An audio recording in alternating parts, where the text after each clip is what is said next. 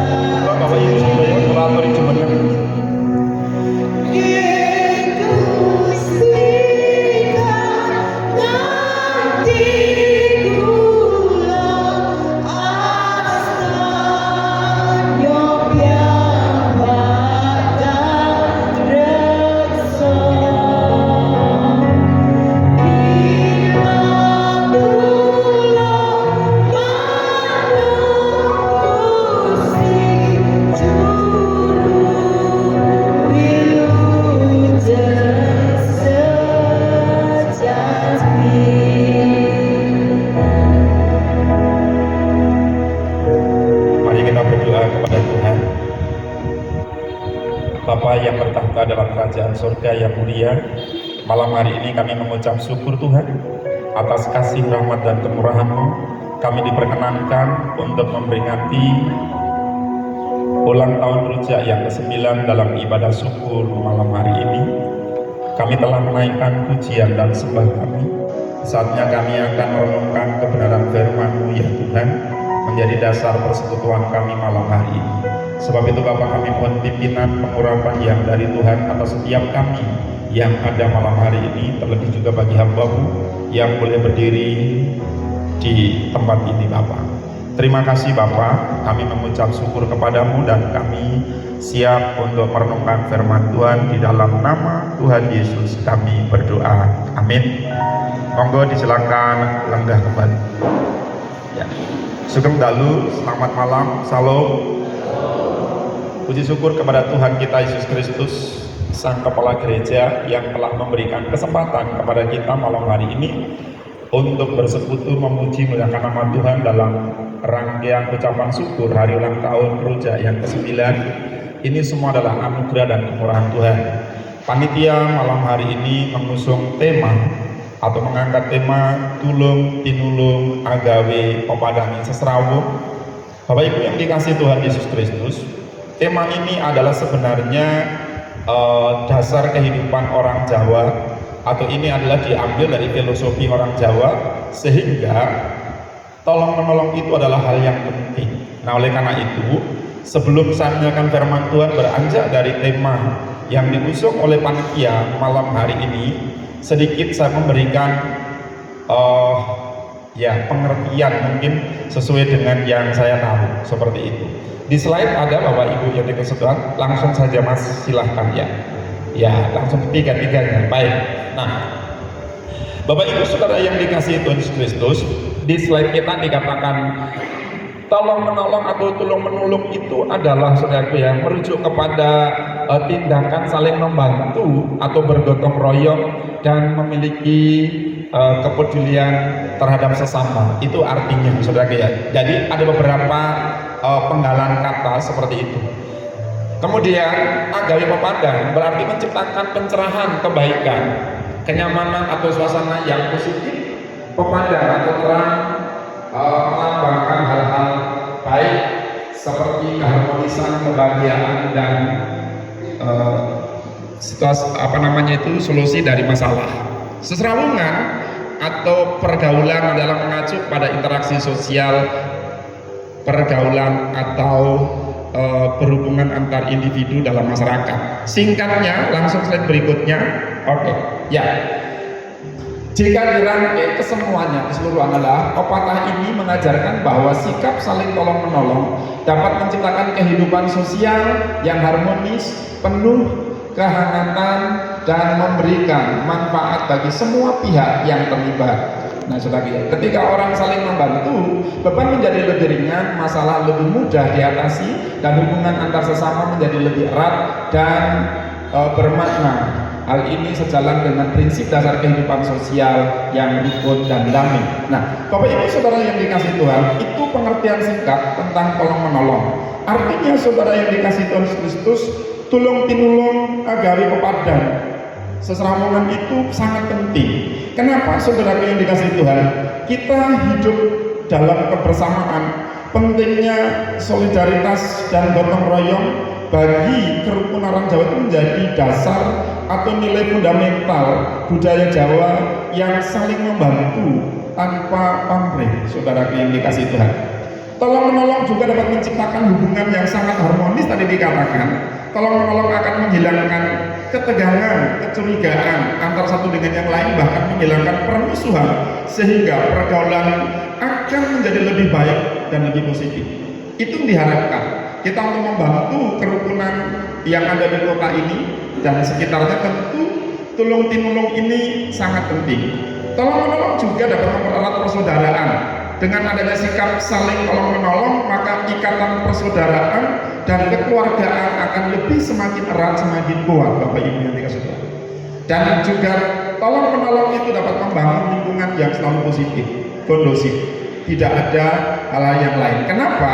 Karena ketika kita melakukan prinsip tolong menolong sebagai makhluk sosial atau homo sosio, saudara ya, kita tergantung satu dengan yang lain, kita menghilangkan sikap individualisme, mementingkan diri sendiri.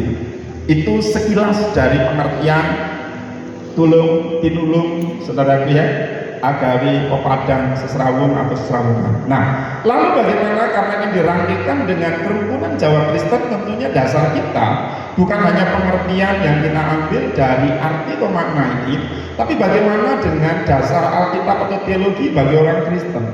Karena tentunya rukun Jawa Kristen tidak boleh keluar dari dasar Alkitab kita.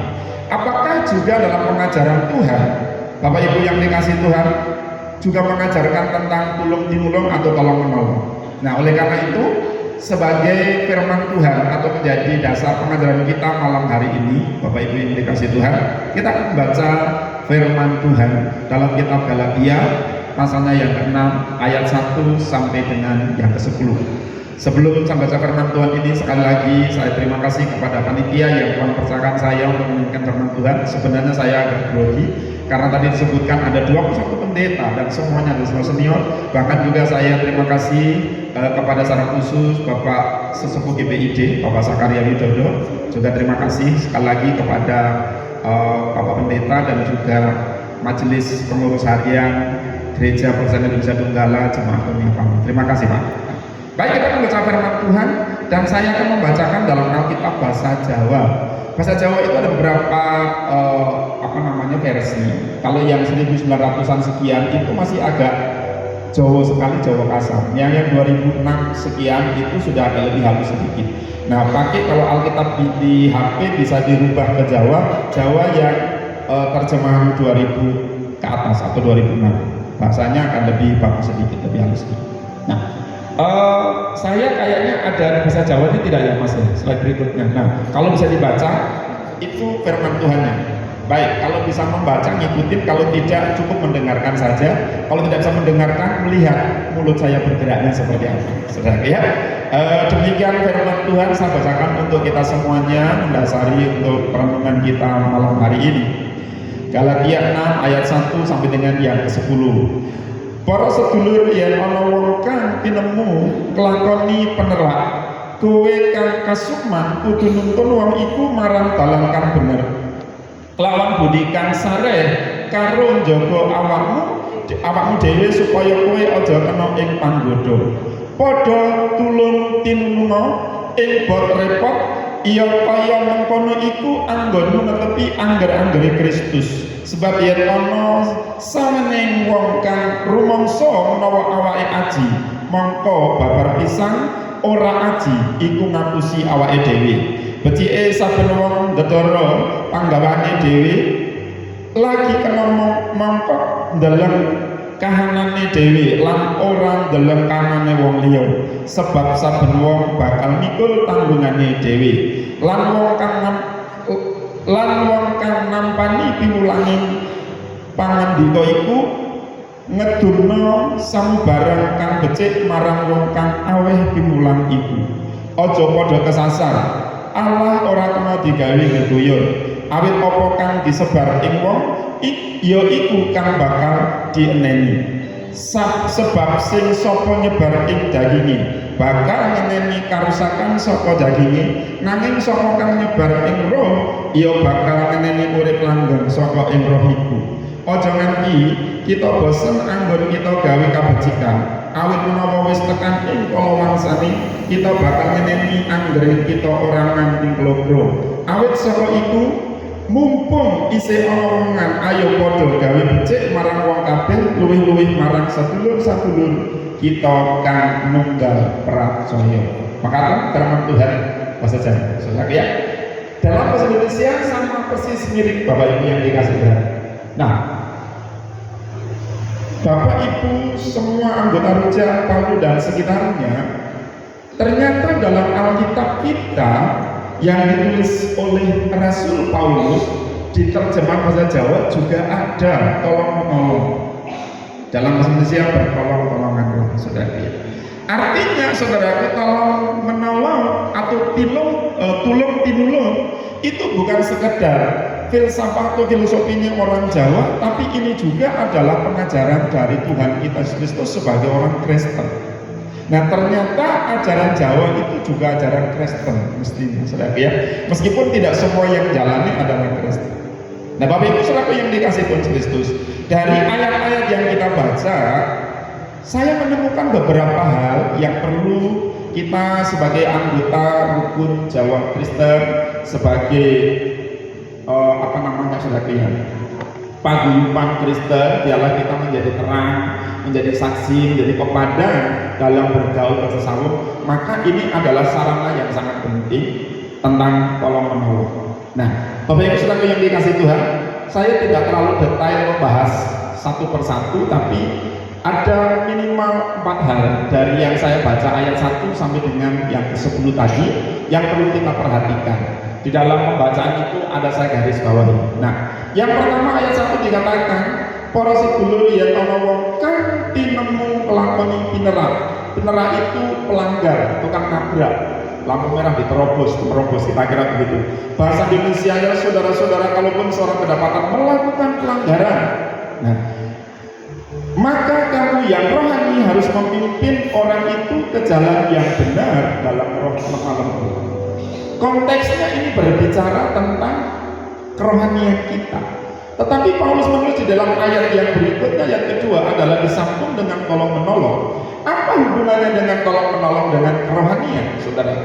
Ternyata Bapak Ibu saudaraku yang dikasih Tuhan Kristus, tolong menolong itu tidak akan bisa terjadi, tidak akan pernah dilakukan ketika orang itu tidak memiliki pandangan kerohanian yang baik atau kehidupan yang lebih baik.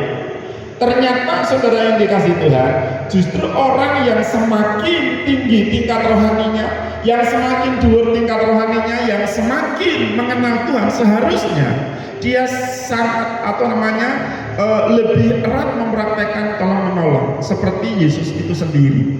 Nah, Bapak Ibu saudara yang dikasih Tuhan Yesus Kristus, di dalam konteks Alkitab, ya saudara ya, kita pernah melihat saudara ya, atau kita pernah mendengar cerita tentang orang Samaria yang baik hati, kira-kira seperti itu ya Bapak Ibu ya. Nah, di dalam konteks itu, ketika ada orang yang turun ke Yeriko karena Yesus sedang mengalami gangguan, boleh dikatakan Bapak Ibu ya, perampokan kira-kira seperti itu. Kisahnya nanti lebih jelasnya dibuka dalam kitab Lukas pasal 10 kalau tidak salah, ayat 30 sampai 37. Nah, ketika ada orang yang perlu dibantu, maka Yesus memberikan contoh di sana. Imam lewat saudara. Imam itu notabene adalah orang yang harusnya rohaninya lebih tinggi, tapi tidak tergerak hatinya untuk menolong. Dan setelah imam, maka orang Lewi juga adalah orang-orang yang religi, para pelayan-pelayan, semuanya adalah hebat di dalam altar, tapi juga tidak tergerak, peduli, tidak ada keterbebanan, tidak ada belas kasihan kepada sesama manusia, karena dipikir bukan orang kita. Alkitab yang kita baca ayatnya 10, selagi ada waktu, lakukanlah atau kerjakanlah perbuatan baik itu. Selagi masih ada waktu, terutama kepada teman-teman seiman dikatakan, tapi kepada semua orang dan terutama dikatakan. Nah, tetapi para imam dan orang lagi tidak melakukan. Tetapi ada orang Samaria yang dikatakan tidak beragama, rohaninya mungkin tidak setinggi para imam dan orang lain, tapi justru orang itu tergerak. Maka Yesus memberikan pengertian dalam kitab Lukas pasal 10 itu adalah siapa yang sesama orang itu, orang yang mengasihi. Artinya Paulus ingin saudaraku, banyak orang merasa seperti imam, merasa seperti orang lain sudah hebat rohaninya, tetapi tindakan praktik nyata tolong menolong tidak terjadi, sehingga tidak menjadi berkat kehidupan kita. Di mimbar is oke, di mimbar hebat sekali saudara ya, di gereja hebat sekali, tapi di dunia luar seringkali kita tidak peduli dengan orang lain. Maka Paulus menegaskan dalam ayat 10, selagi masih ada waktu, pergunakanlah, menaburlah perbuatan baik itu bagi semua orang. Itu konteks firman Tuhan. Kalau menolong itu penting saudara, bukan hanya untuk kita. Orang yang lebih mengerti kebenaran seharusnya lebih banyak menolong. Bukan Alkitab selalu mengajarkan berilah tumpangan, berilah bantuan semuanya, saudara. Iman tanpa perbuatan itu mati, itu kosong. Tapi kadang-kala kita sebagai anak-anak Tuhan, ya mungkin tingkat kita sudah menjadi imam, tapi kita nggak peduli sesama. Tetapi di luar rukun Jawa itu sudah ya, di rukun Jawa semuanya sudah tolong menolong, amin saudara, semuanya sudah baik. Nah saudara yang dikasihkan Kristus, Paulus sungguh luar biasa di dalam mengajarkannya. Dikaitkan dengan iman dulu. Ternyata saudara yang Tuhan, iman setinggi apapun tidak ada gunanya dalam tanda petik saudara ya. Ketika kita praktek keseharian dengan sesama, dengan orang-orang sekitar kita, kepada semua tetangga orang kita nggak peduli. Apalagi ada namanya rukun Jawa Kristen, ada Kristennya. Tapi ketika tidak ada kepedulian saudara, di mana Kristennya? Di mana Kristusnya saudara ya? Padahal kita katanya adalah menjadi terang, menjadi pepadang, tetapi praktek kita tidak seperti itu. Tapi mudah-mudahan itu tidak ada di anggota rukun Jawa. Semua rukun Jawa adalah orang yang peduli dengan sesama. Amin Bapak Ibu. Puji Tuhan. Yang berikut, karena waktu saya sangat singkat sebenarnya, bukan saya mau pulang ke surga, tidak. Waktu untuk acara ini dibatasi, jadi saya tidak bisa uraikan lebih panjang detail saudara. Hal yang kedua dikatakan saudara di dalam ayat itu, bertolong-tolonganlah menanggung bebanmu, demikianlah kamu memenuhi hukum Allah, netepi angger-anggerin Kristus. Ternyata tolong menolong itu bukan sekedar slogan atau simbol bagi orang Jawa, tapi tolong menolong adalah sebuah pemenuhan hukum Tuhan.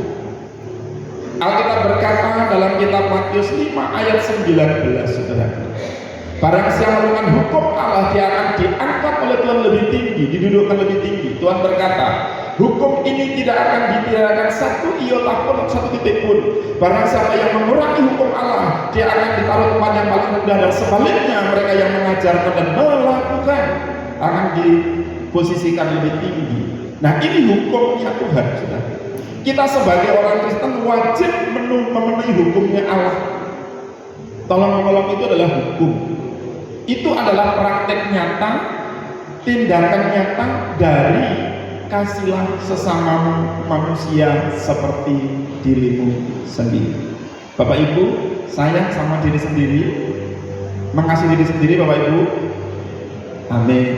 Saudaraku, hukum ini bisa terjadi mengasihi sesama jika saudara mengasihi diri sendiri. Artinya saudara merawat diri sendiri, mengatur, mendisiplin. Hukum yang kedua, mengasihi sesama manusia seperti sendiri, lebih dulu mana? Mengasihi orang lain atau mengasihi sesama? Mengasihi sesama dulu atau mengasihi diri kita sendiri? Mana yang lebih dulu sebenarnya? Mengasihi diri kita. Seperti kita menjaga diri kita, baru kita bisa mengasihi orang lain. Orang dirimu sendiri belangsa, bahasa apa itu belangsa sebenarnya? Kesasar, ngawur sebenarnya, nggak pernah kita pimpin, kita nggak sayang hidup kita. Kita dikatakan dalam konteks yang lain, kita ini rumahnya Tuhan, tapi kita nggak pernah mengasihi diri kita, nggak menjaga kesehatan kita, nggak menjaga semua kehidupan kita, nggak teratur. Bagaimana mungkin kita bisa mengasihi orang lain? Nah makanya Alkitab berkata, kasihlah sesama manusia seperti dirimu sendiri. Artinya kita sudah bisa mengatur diri kita, baru kita bisa memperhatikan orang lain. Dirimu nggak teratur, kasih itu palsu, saudara. Nah, tapi sekali lagi, ini adalah saudara hanya untuk orang yang belum dalam Kristus. Nah, saudara yang dikasih Tuhan. Maka yang dikasih Tuhan, ternyata hal yang kedua, kalau menolong itu adalah hal yang penting. Itu adalah penggenapan atau memenuhi hukumnya Allah. Dan kita wajib hukumnya. Namanya hukum, namanya perintah, wajib dilakukan. Kalau perintah nggak dilakukan, ada sanksinya, ada konsekuensinya. Itu namanya bangkang perintah. Gitu. Katanya kita anak-anak Tuhan, orang Kristen, gitu sudah nggak boleh makan perintahnya Tuhan. Makanya Alkitab berkata, gotong royong, tulung tinulung itu adalah menetepi angger-anggerin Kristus atau memenuhi hukumnya Tuhan. Hukum itu penting. Jadi kalau kita melakukan tolong menolong, itu berarti kita sudah melakukan hukumnya Tuhan, memenuhi salah satu dari perintah Tuhan dalam hidup kita. Mau taat melakukan Tuhan Bapak Ibu. Mari kita semuanya belajar tolong menolong. Kepedulian itu sangat-sangat penting dan itulah yang Tuhan kehendaki. Bukankah karena Tuhan peduli dengan kita, karena belas kasihan kepada setiap manusia, maka Dia relakan sehingga sana surga turun ke bumi menjadi manusia untuk menolong kita. Yesus dikatakan hebat sekali. Kalau kita bilang Yesus rohani, iya, Dia tinggalkan semuanya demi menolong saya dan saudara yang harusnya nggak layak ditolong, tapi Dia rela menjadi manusia karena ingin menolong kita supaya kita beroleh keselamatan. Sebab itu marilah kita belajar dari sang guru kita, yaitu Kristus. Kita belajar peduli sesama bukan hanya dalam kesusahan mereka, tapi dalam ketidaktahuan mereka tentang kebenaran. Mari kita peduli dengan mereka. Tolong menolong dalam segala hal. Tolong menolong dalam repot tadi, artinya beban kita bersama. Yang ketiga, Bapak Ibu Saudara yang dikasihi Tuhan Yesus. Yang ketiga, dikatakan di dalam ayat itu, Saudara, sebab kalau ayat 3, sebab kalau seorang menyangka bahwa ia berarti, padahal ia sama sekali tidak berarti, ia menipu dirinya sendiri, dan seterusnya sampai ayatnya yang keempat. Saudara yang dikasihi Kristus, manusia diciptakan sebagai makhluk sosial, yang artinya manusia itu tidak bisa hidup sendiri saja. Dia selalu membutuhkan orang lain. Dari sejak lahir manusia itu harus membutuhkan orang lain, bahkan di dalam membantu pertumbuhan semuanya butuh orang lain. Bahkan sampai mati kita butuh orang lain. Sehingga dalam Alkitab mengatakan dalam kitab Pengkhotbah pasalnya yang keempat, 2 orang itu lebih baik daripada sendiri. Makanya saya tidak boleh sendiri, ada 2 orang, ada teman di rumah satu, ya. Nah, saudara yang dikasihi, kenapa berdua lebih baik? Ketika kita jatuh ada yang mengangkatnya, katanya begitu, saudara. Di sini sendiri, karena tidak boleh berdua. Di rumah 2 orang, saudara. Tapi jangan takut, di rumah yang satu tetap laki-laki juga. Tapi kita bisa kamar, nggak satu kamar, saudara. Jangan bilang nanti pendeta ini ngaco, enggak, saudara. Kami berdua satu rumah tapi beda kamar, saudara. Nah, kenapa? Karena ketua sinode kami tidak mengizinkan saya sendiri. Mungkin membahayakan kalau sendiri, saudara. Biasanya, saudara, meskipun pendeta kalau sendiri itu berbahaya. Saya laki-laki, saya sangat berani dan saya sangat kuat, kita akan menghadapi bahaya. Tapi saya sangat lemah menghadapi kubu-kubu malam. Enggak, saudara, enggak, kita tetap kuat. Nah, jangan menyimpang jauh, saudara, ya. Setiap manusia membutuhkan orang lain. Kita nggak bisa. Tuhan menciptakan manusia itu selalu makhluk sosial, artinya kita selalu butuh orang lain, saudara. Kita memiliki ketergantungan terhadap orang lain. Kita tidak bisa hidup sendiri. Bahkan pertumbuhan bayi ketika diadakan saudara, coba ketika dia dipisahkan dari komunitas manusia, dia tidak mengalami pertumbuhan yang baik. Demikian juga kita bisa bertumbuh dengan baik ketika kita hidup di tengah-tengah dan berinteraksi dengan sesama kita. Coba saudara bayangkan kalau nggak ada manusia yang lain, saudara berinteraksi dengan hewan, jadi Tarsan nanti, saudara, ya. Nah, kalau kita suka menyendiri itu jadi ahuk-ahuk nanti, gitu, saudara, ya. Nah, artinya saudaraku bahwa Tuhan itu menciptakan kita nggak pernah salah. Kita ini makhluk sosial, butuh semua orang di sekitar kita. Terlepas warna kulitnya seperti apa, model rambutnya seperti apa, saudara, ya, model alisnya seperti apa, nggak peduli itu. Selagi dia ada sesama kita, dan itulah teman dan atau orang yang harus kita ajak interaksi. Maka Tuhan menjadikan manusia Hawa untuk mendampingi Adam dalam konteks supaya ada pertemanan. Dan kita bersama-sama, saudara. Jangan memandang dari suku mana, dari agama mana, tapi selama dia masih manusia, dia adalah kawan untuk berinteraksi. Itu adalah teman kita untuk menumbuh kembangan kita. Manusia biasanya lebih senang berkumpul yang satu pandangan. Ketika ada yang berbeda pandangan, lebih biasanya dijauhi. Tidak bisa, saudara. Kita ingin justru semakin dewasa ketika kita ini beragam dari budaya, beragam dari keyakinan, beragam dari pandangan, kemampuan intelektual kita, membuat kita bisa seserawung lebih baik. Nah, saudara, sebab itu dikatakan satu hal yang ketiga, jangan ada orang yang merasa hebat, sehebat-hebatnya saudara tidak bisa seorang diri, pasti akan jatuh juga. Maka perlu orang lain. Makanya dikatakan di dalam ayat yang ketiga, kalau ada orang yang merasa hebat tanpa butuh orang lain, itu adalah ngapusi diri sendiri, membohongi diri sendiri. Sehebat-hebatnya laki-laki, tanpa perempuan dia akan loyo. Enggak, maksudnya dia akan lemah, saudaraku ya. Nah, saudaraku, sebaliknya sehebat-hebatnya seperkasanya wanita tanpa laki-laki tetap. Artinya manusia butuh manusia yang lainnya. Enggak ada dia yang hebat, saudaraku. Makanya Alkitab berkata, kalau ada orang yang menyangka dirinya berarti, lebih kuat, lebih hebat, tidak butuh orang lain, itu bohong. Rukun Jawa ketika merasa rukun Jawa sudah cukup kuat, tidak butuh yang lainnya, itu bohong. Maka kita mesti menjalankan kebersamaan.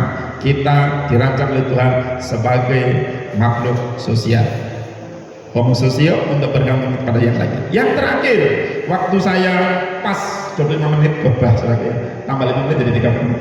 Belum saudara ya. Satu lagi saudara ya, yang bagian terakhir saya bacakan dalam bahasa Indonesia, saudara ya.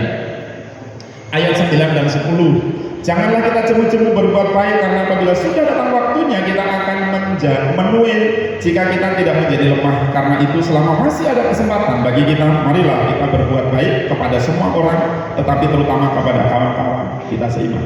Ternyata berbuat baik dalam konteks ini, tolong menolong, adalah menjadi tolong ukur apa yang akan kita terima kelak. Apa yang saudara tabur, itu yang akan kita tuai. Apa yang kita perbuat, itu yang akan kita dapatkan. Dalam kitab Injil Lukas pasal 6 ayat 37-38, ukuran yang saudara lakukan atau yang saudara kenakan pada orang lain akan ditambahkan, akan diukurkan pada setiap kita. Kalau engkau ingin dikasih, kasihlah sesamamu. Kalau engkau ingin ditolong, tolonglah sesamamu, dan seterusnya. Artinya perbuatan kita itu sebenarnya bukan menguntungkan orang lain, tapi adalah untuk diri kita sendiri. Kalau kau tampil baik, saudara, tampil indah, itu untuk kebaikan kita sendiri. Orang Jawa punya apa, saudara, slogan atau apa gitu ya, ajining diri itu ditentukan sokolati, begitu ya Pak kira-kira. Ajining ronggo itu dari busana. Saudara akan kelihatan terhormat, hebat dari busananya, maka dikenakan busana Jawa. Meskipun saudara bukan mangku bumi, mangku buwono, tapi ketika pakaiannya hebat, keren, hebat sekali. Wah, ini luar biasa. Dari yang nampak, saudara nggak akan ditahu orang bahwa saudara orang Kristen rukun Jawa ketika perbuatannya tidak bagus. Ajining diri sepelati, apa yang kita pegang atau senjata kita itu menjadi kekuatannya kita. Tadi Pak Sunyono ngagem keris, wah itu ajining laki, saudara ya. Kalau saya bawa tombak, saudara, itu juga ajining laki. Artinya saudaraku, apa yang saudara punya kekuatan, dan aji kita adalah Kristus.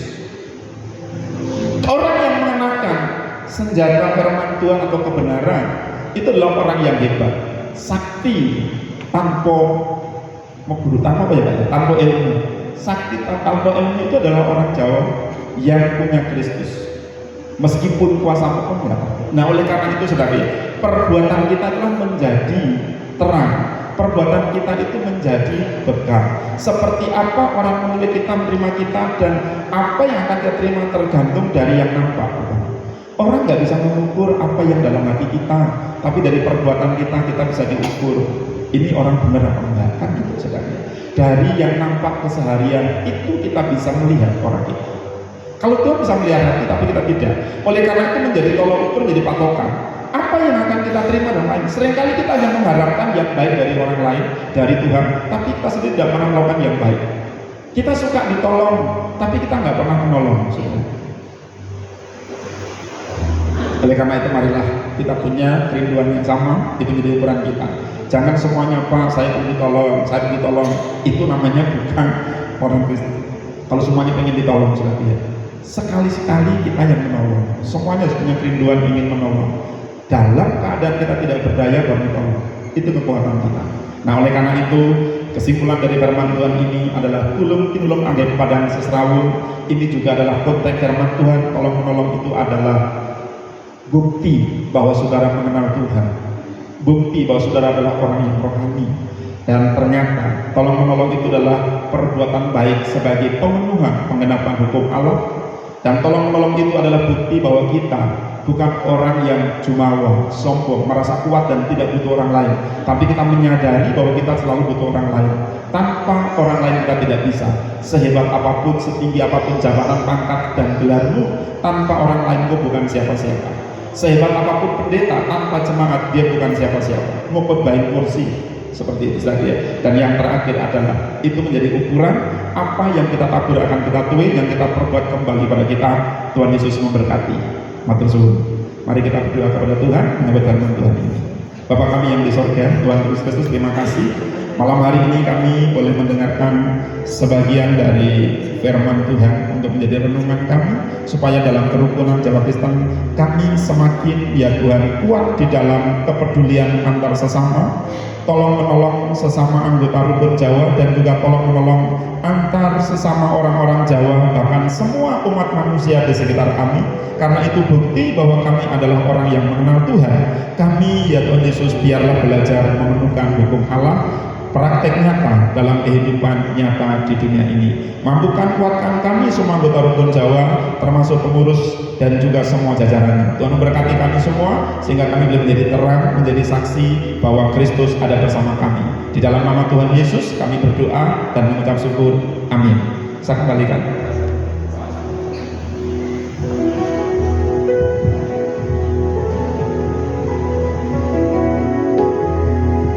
Tuhan, seberapa banyak kita yang diberkati dengan firman Tuhan, bisa lambaikan tangan. Haleluya, puji Tuhan. Mari kita akan meletakkan persembahan kita malam hari ini. Sementara persembahan dijalankan, kita naikkan pujian Siji Loro Telu.